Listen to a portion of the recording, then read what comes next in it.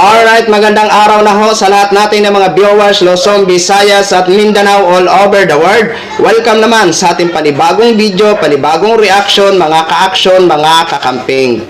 So dahil rally na nga ho bukas ang part 2 ng Trillion Piso March.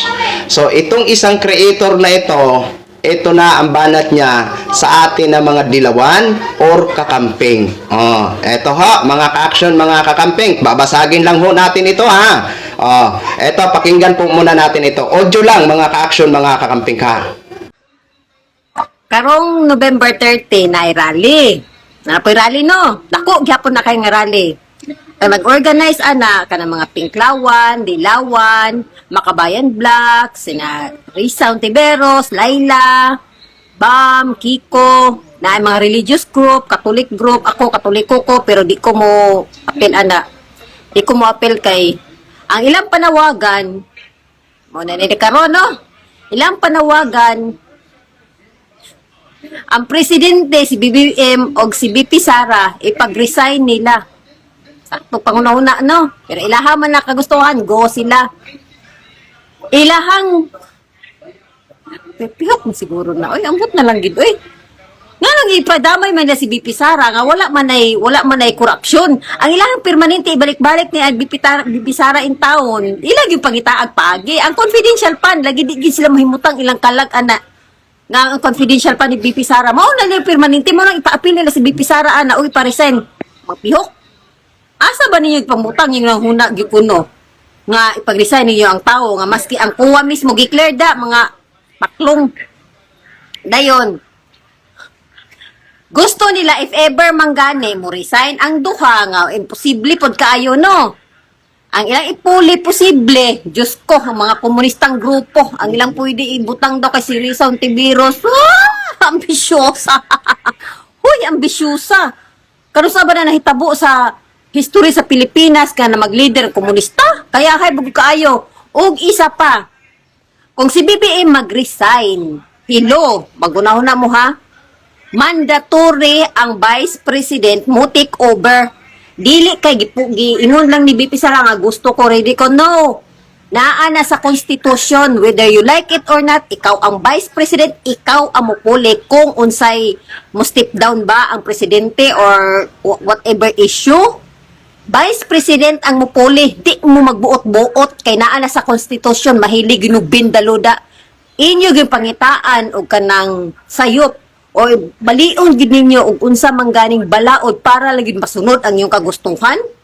Dili naman mahitabo in town. Uy, sus na unsa naman ning Pilipinas para lang gyud dili gyud makalingkod ang tawo nga maoy successor sa ana nga posisyon nabuang mo. Mangita na lang yun, magbaski, unsa na lang yun. Nga paagi, para lang yun ka nang di. Piti hinadlukan yung BP Sara, nga buutan man na. Ano kahadlok man yung BP Sara, nga pita mabuutan na. Maayo nga leader, maayo nga politiko, approach, dili maka-intimidate. Piti man ginaglagutan ni BP Sara. Kabalon ako. Kaya ikaw, naamang kagibuhat. Hadlok mo. Na makulong mo. Kulungan ang labas niya mga din mo. Ang mga kurakot, si BP Sara lang ang makapapreso. Dili si PBBM, dili si Risa, dili si Laila, dili si Kiko, dili si Bam, dili si Subuto. Si BP Sara lang ang makapapreso anang mga kurakot. Period. So yun na ho mga ka-action, mga kakamping no, napanood na ho natin ang certified DDS na si Ate Girl. Dahil rally na bukas, yan na ang banat niya sa atin na mga kakamping or dilawan. Una-una sa lahat, wala akong naririnig o wala akong nababalitaan na ang dilaw at ang kakamping ay ang panawagan Marcos Sara resign. Wala akong nabalitaan ng ganun. Diba? Kayo ba mga ka-action, mga kakamping, may nabalitaan ba kayo na ganun ang agenda bukas ng dilaw at kakamping? Ako wala akong naririnig na ganyan mga ka-action, mga kakamping.